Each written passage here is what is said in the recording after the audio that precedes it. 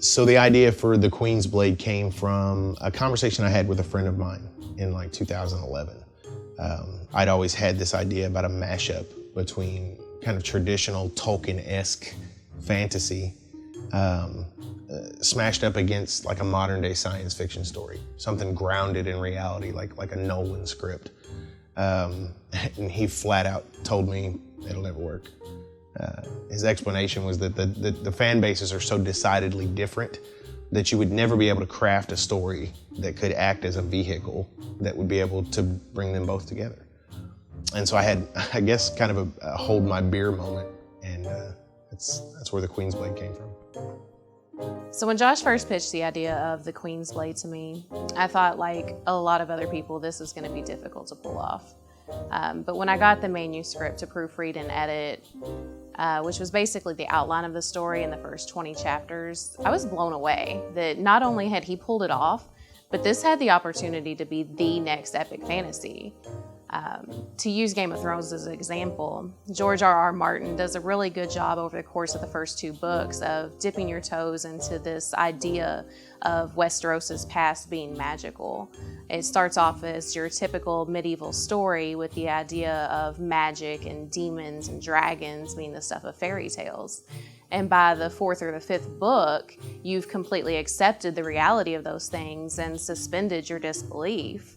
And so Josh does a really good job of capturing that same pacing and suspension of disbelief. And before you know it, you just completely accepted that these 2 worlds are one.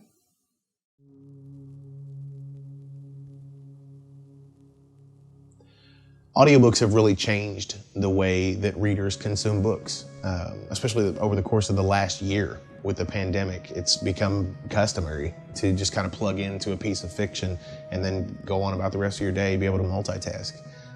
I've had the ability to be able to be on the other side of the audiobook production as well, doing voiceover work and the editing and seeing how it all comes together and is compiled, and it's amazing fun. It's just as fun as writing a book. And so I found myself, as I was sitting down and I was crafting out Queen's Blade, I would kind of imagine myself in the Foley booth thinking, how would this sound? Or how would this character speak? And it's not to say that the medium drove the story, but it certainly had an influence on it. So when you think of John Williams, you immediately think of Star Wars or Indiana Jones. When you hear Alan Silvestri, you think of Back to the Future. A classical score transports you right into the heart of the story. It evokes your emotions. So my suggestion to Josh was that if we wanted to create a high-value audiobook production, that is exactly what we needed. And that is when we found Ian.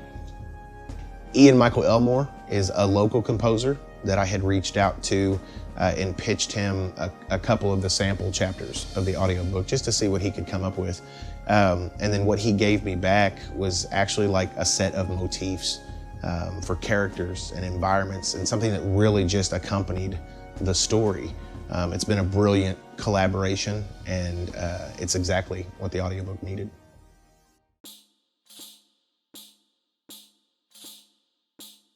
The Kickstarter team and the folks at Dark Hills Entertainment have done a fantastic job of laying out this Kickstarter, everything from the tier rewards to the stretch goals, just to the layout in general. And it's entirely on them. I gave them, I think, maybe one piece of criteria. I said, give them a loot, give them something physical, tangible that they can take home with them. But outside of that, it's been amazing to work with them. My personal favorite's the author's cut. It gave me the ability to go back and look at the novel from the perspective of like an in-world historian. Add annotations about places and points in history and additional character descriptions. And that was really fun to do. So I look forward to seeing what happens. So the Kickstarter is designed to fund the remainder of the book, the publishing, and the production of the audiobook. So one thing I really wanted to utilize was this brilliant world building that Josh gave us in the novel. That in addition to the normal Kickstarter rewards, like the ebook, the audiobook, the physical book, would be these tourist items, like you're a traveler in the 5 lands. Like how cool would it be to have a Lynse steel coin or a swatch of fire silk from Nom Tenju? Like something to give the reader a physical connection to this world that Josh is building. If you had the opportunity to say one thing to a potential donor, what would that one thing be? Like just at the camera? Yeah, just right there. Thank you for showing up. First of all, if you're watching this, that means you're here. I hope that you like the Queen's Blade, and I need all of your help to make this happen. So head over to the page with all the tier rewards, check them out, and let's make this thing a reality.